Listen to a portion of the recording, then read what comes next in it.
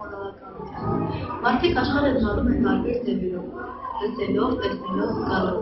Առավել զարմանալին այն է, որ յուրաքանչյուր մարդ իր սեփական ճանապարհով է ընկալում եւ հասկանում ինֆորմացիան։ Որոշ մարդիկ ինֆորմացիան ընկալում են տեսողական ապարատներով, ոմանք միայն հեշտ են հիշում այն, ինչ որ լսում են։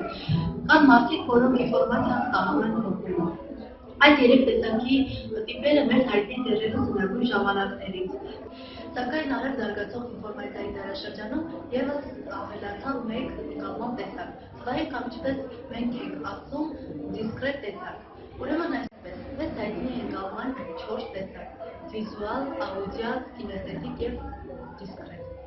Վիզուալ ընկալումը մեծ դեր է խաղում մեր կյանքում։ Դա օգնում է հասկանալ շրջապատի գործողությունները եւ ճիշտ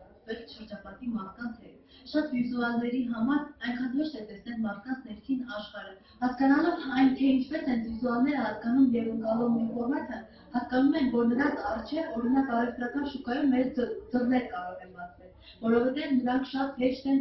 համոզում գնորդին։ Աուդիալների մոտ գերակշռողը լսողությունն է։ Այսպիսի մարդիկ շրջակա միջավայրը ընկալում են լսողության շնորհիվ։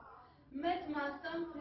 աուդիալները սիրում են երաժշտություն, ռադիո։ Ֆիլմ նայելուց նրանք ուշադրություն են դարձնում դերասանի խոսքին եւ ֆիքսում են դերասանի խոսքը, այլ ոչ թե դերասանի գեղեցիկ արտաքինը կամ ֆիլմում պատկերված մեկ այլ գեղեցիկ պատկեր։ Նրանց մոտ ընկալվում է լսողությունն ավելի շատ, քան տեսողությունը։ Կինեզթետիկ տիպ։ Նման մարդկանց մոտ ավելի շատ զարգացած է համային զգացողությունները։ Օտարականը նույնպես զարգացած է, բայց ոչ այդքան, ինչքան համայինը։ Նման մարդիկ, օրինակ սրճարանում սրճելիս, կարող են այնքան ուշադրություն չդարձնել շրջակա ինտերիերին, դասավորվածության իրերի, քան սրճարանում մատուցվող սուրճի կամ թխվածքի որակին։ Եթե նման մարդկանց հարցնեք նույնիսկ 1 կամ 2 ամիս հետո ինչպիսին էր այդ սուրճի համը, նրանք շատ հեշտությամբ կարող են մատչելի ձևով բացատրել սուրճի համը, սակայն չեն կարող նույնիսկ հիշել, թե շրջապատող ինտերիերում ինչպիսի առարկաներ կային։ Այս երեք տիպերից բացի ավելի ուշ զարգացավ նաև դիսկրետ տիպը։ Այս տիպը ի հայտ եկավ ավելի ուշ, երբ զարգանում էին ինտերնետ։ Այս տիպը մյուս երեք տիպերի խառնուրդն է։ Եթե մյուս տիպերի մեջ զարգացած է ինչ-որ զգացողություն ավելի շատ, քան մյուսները, այս տիպի մոտ զարգացած են 3 զգացողությունները միաժամանակ։ Տվյալ տիպի անձինք ավելի քիչ են թվով սահմանափակ։ Այս տիպի մոտ ընկալման թվային տիպն է,